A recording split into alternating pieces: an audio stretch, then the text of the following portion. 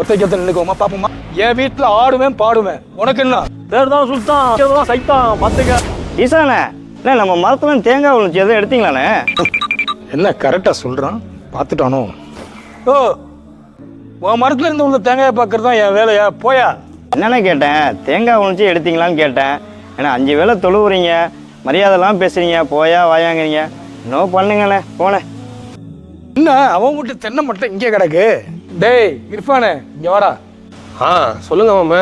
டேய், அந்த தென்னை மட்டையை தூக்கி அவன் வீட்டுல கடாசு. நேற்று அவன் வீட்டுல இருந்தா 4 தேங்காய் இருந்துச்சு, அதை மட்டும் அவன் வீட்டாண்ட அண்டிகை போட்டு இந்த வீணா போன தென்னை மட்டும் அவன் வீட்டுக்குள்ள போட சொல்றியா மாமா? தேங்காய் நமக்கு, மற்ற அந்த மடையனுக்கு தூக்கி போடுறா. என்னமோ பண்ணி தொலைங்க போங்க. இல்லை நம்ம தேங்காய் மட்டை இல்லையே இது. இந்த ஆளுக்கு இதே வேலையாக இருக்க. தேங்காய் மட்டையை தூக்கி இங்கே போட்டுறான், குப்பையை கொண்டு வந்து இங்கேயே கொட்டுறான். இது என்ன வீடா குப்பை தொட்டியா அவனுக்கு?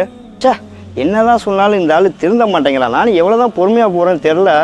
பாரு மாமா, வழக்கம் போல அம்மா ஐயா அப்படின்னு தானே கூப்பிடுவாங்க. இவங்க என்ன புதுவிதமா மாமான்னு கூப்பிடுறாங்க? அட நம்ம மாமா. வாங்க, அஸ்ஸலாமு அலைக்கும். உள்ள வாங்க மாமா. வாடா தம்பி, நல்லா இருக்கியா? எப்போ வந்த? எதுல வந்த? வந்தேன், கார்ல வந்தானே. காரை நிப்பாட்டிட்டு வந்தானே. எங்க நிப்பாட்டின காரை? வீட்டு வாசல்ல தான் நிப்பாட்டினேன். கேட்டே திறக்க முடியாது. என் தம்பிடா நீ. போயிட்டு வந்து ரொம்ப டயர்டாக இருக்கு. இருப்பானே, ஏதாவது குத்து சாங்ஸா ஒரு சாங்ஸ் போடுறா. நடந்தாலே அங்க குத்துது இங்க குத்துதும்ப. உனக்கு குத்து சாங்கா கொடுங்க. இந்தா போடுறேன்.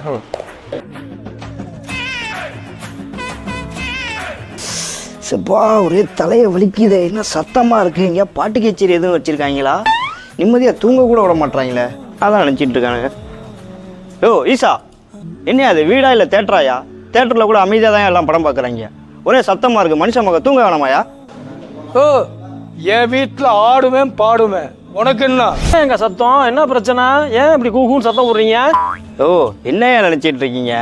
தேங்காய் மட்டையை தூக்கி வீட்டுக்குள்ளே போடுறீங்க, குப்பையெல்லாம் கொண்டு வந்து வீட்டுக்குள்ளே கொட்டுறீங்க. பக்கத்து வீட்டில் வந்துருந்து பார்க்குறேன், உங்களுடைய தொல்லை தாங்க முடியலையா? நானும் முஸ்லீம் தாயா. இன்னையா அப்படி பாட்டை போட்டு சவுண்டு அதிகமாச்சா எப்படியா மனுஷன் பக்கத்தில் வாழ்கிறது? என்ன தெனாவட்டா சண்டை இழுத்து பார்க்குறியா? ஒத்தைக்கு நினைக்கோமா பாப்போமா? வீட்டு வாசலில் காரை கொண்டு வந்து நிப்பாட்டிக்கிற. என்னான்னு கேட்க போனால் சண்டை செஞ்சுக்கலாமான்னு கேட்குற. இதெல்லாம் நியாயமாயா? ஒரு வார்த்தை நியாயமாக எதாவது பேசியா நீ? தம்பி, பேர் தான் சுல்தான். இங்க பாரு, செய்யறதுதான் சைத்தான் பாத்துக்க. ஐயா, இவங்களுக்கு நான் சண்டை போடுறதே வேலையா போச்சு. என்ன பாய், டெய்லி பிரச்சனையாக போகுது. எப்போ பாரு சண்டை போட்டே இருக்கீங்க. அப்பா சேக்கு, டெய்லியும் ஒவ்வொரு பிரச்சனை பண்ணுறாங்கப்பா. உனக்கே தெரியும், சொன்னால் கேட்கவே மாட்றாங்கப்பா. இதில் வேற சண்டைக்கு வராங்க என்கிட்ட எல்லாரும் சேர்ந்துக்கிட்டு. சொல்கிறேன்னு தப்பாக எடுத்துக்காதீங்க. நீங்கள் இறைவனுக்கு செய்ய வேண்டிய கடமையை நீங்கள் கரெக்டாக செஞ்சிடுறீங்க. ஆனால் ஒரு மனிதனுக்கு செய்ய வேண்டிய கடமையில் கோட்டை விட்டுறீங்க. ஏன் சொல்லு, அவனை அடிச்சனா திட்டினா இல்ல அவன்கிட்ட இருக்க சொத்தை புடுங்கிக்கிட்டனா? மாமா, அந்த தேங்காய். டேய் போடா, நான் என்ன செஞ்சேன் நீயே சொல்லு. ஈசானே, நீங்கள் அவருக்கு உடம்பால நான் துன்பத்தை தந்தீங்கன்னு என்னைக்கு நான் சொல்ல மாட்டேன். அவரை மனதால் ரொம்பவும் நீங்கள் கஷ்டப்படுத்திட்டீங்க.